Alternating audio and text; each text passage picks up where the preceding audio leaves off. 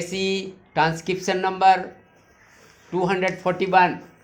At the instance of the Prime Minister, we had a cabinet meeting to discuss this whole matter, and it was held at 10 p.m.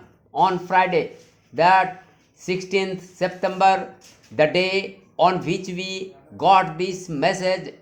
The Prime Minister fixed the meeting for 10 o'clock at night because Mr. Rama Rao's plane was expected to reach here about 8 o'clock in the evening, and it was thought that his presence at the cabinet meeting would help me and my colleagues in coming to a decision on this very difficult subject. Unfortunately, the plane which brought Mr. Ramarao was delayed by about 8 hours. He did not arrive here till early in the morning on Saturday.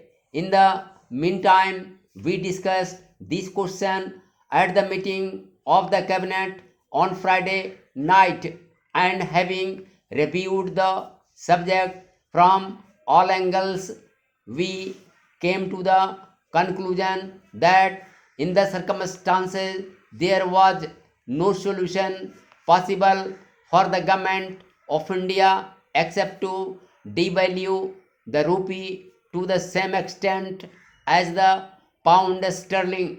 I should like to say before I proceed any further that although the British Chancellor of the Exchequer had categorically denied that there was any intention on the part of the UK government to devalue the pound sterling, it occurred to me from such indications as I gathered in London that the possibility of the pound sterling being devalued was not altogether to be dismissed.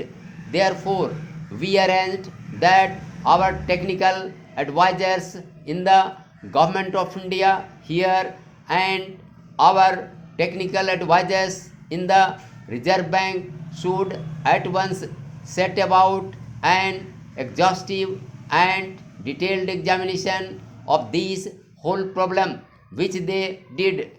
The result of this examination was that in case the pound sterling was devalued, we should devalue the rupee to the same extent. That same advice was given to me by Mr. Chintaman Deshmukh. In that opinion, the governor of the Reserve Bank fully concurred.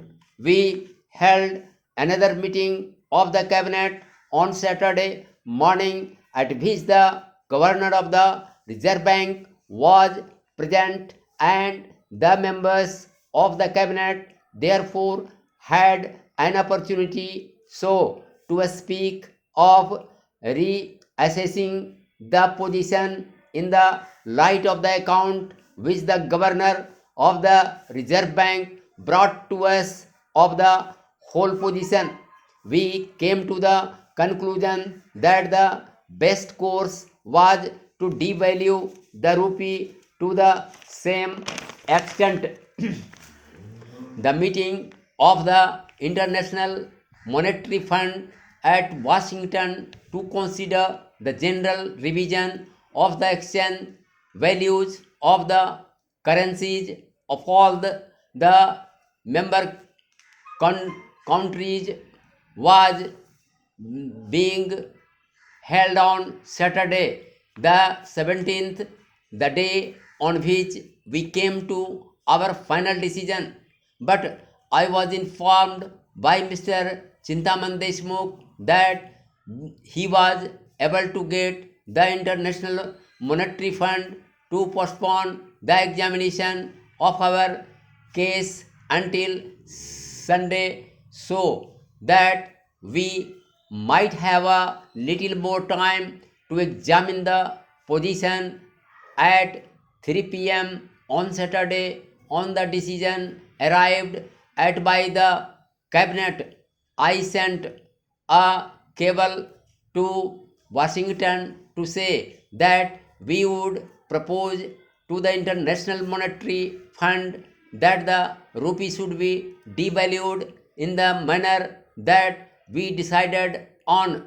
I wanted at that time to inform our neighbors Sri Lanka and Pakistan of our decision to make this proposal to the International Monetary Fund, but I could not very well do it on Saturday because Saturday was a business day, and I thought, in view of the great delicacy and secrecy attaching to this particular matter, that the earliest time when I could send a message safely to our neighbors was Sunday morning.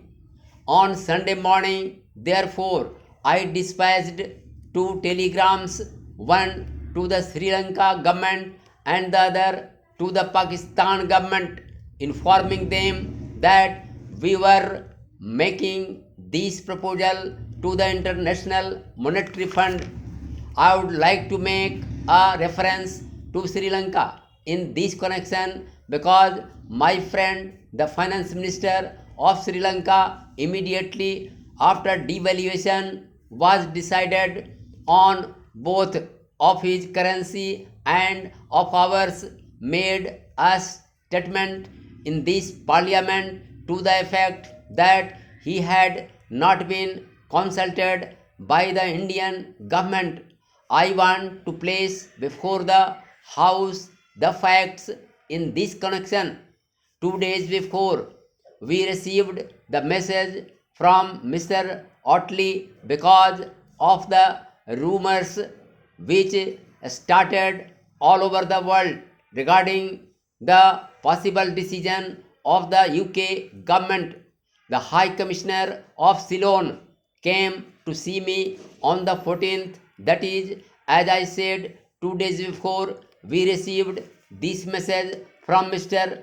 Otley, and he said there were all these rumors about devaluation, and in view of the close currency relations between Sri Lanka and India, the thought it was necessary that the two countries should act in consultation with each other.